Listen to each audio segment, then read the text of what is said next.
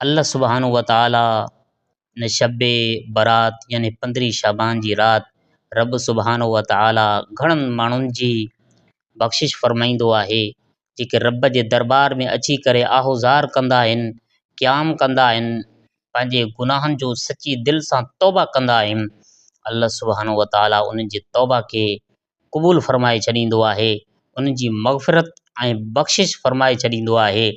पर कुझु अहिड़ा बदबख़्त बि आहिनि जिन जी रब सुब्हानहु व तआला इन राति में बि उन्हनि खे महरूम रखंदो आहे।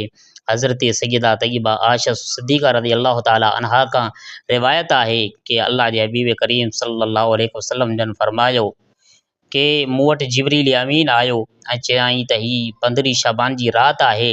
उन्हीअ में अल्लाह सुब्हानहु व तआला बनी कल्ब कबीले जे ॿकरियुनि जे वारनि जे तादाद बराबरि रब सुब्हानहु व तआला गुनाहगार माण्हुनि खे जहन्नम मां आज़ादु करे छॾींदो आहे। पर कुझु उहे आहिनि बदबख़्त, जी हदीस पाक में आहे कि कुझु उहे आहिनि जिन जी इन राति में, इन भलारी राति में बि बख़्शिश ऐं मग़फ़िरत नाहे थींदी। हिकु काफ़िर ऐं मुस्लमाननि सां अदावत रखंदड़, दुश्मनी रखंदड़, बग़ैर कंहिं वजह जे, ऐं ॿियो ॼाणी वाणी मिटरी माइटी टोड़ींदड़, सिला रामी खे टोड़ींदड़, ॼाणी वाणी माइटनि खां मिटरी छिनंदड़, ऐं तकबुर सां गोॾ खे हेठि लटकाईंदड़, ऐं माउ पीउ जी नाफ़रमानी कंदड़। तो अॼुकल्ह इहो गुनाह आम आहे कि माउ पीउ जी नाफ़रमान घणा आहिनि।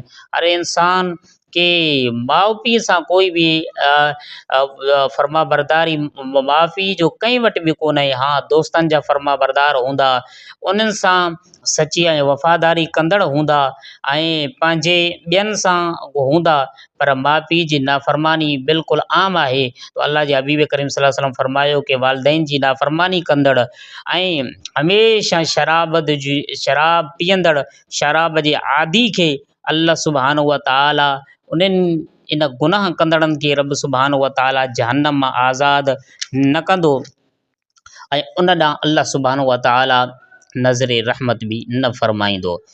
हदीसनि में इहो बि अचे थो कि शब बरात ऐं ईद ऐं जुमे जी राति ऐं आशूरे वारे ॾींहुं मय्यतुनि जा रूह पंहिंजे घर वारनि जे, पंहिंजे घरनि जे दरवाज़नि ते अची करे बीहंदा आहिनि। उन्हनि जा रूह उन्हनि मां ख़ुसूसन जेका असांजी मौज़ू आहे कि शब बरात जी राति बि, शब बरात यानी 15 शाबान जी राति मय्यतुनि जा रूह, मुअलनि जा रूह दरवाज़नि ते अची बीहंदा आहिनि ऐं चवंदा आहिनि असांखे को यादि करे, आहे को जो असां ते रहम करे, आहे कोई माण्हू असांजे घर वारनि मां जो असांजे ग़ुरबत खे यादि करे।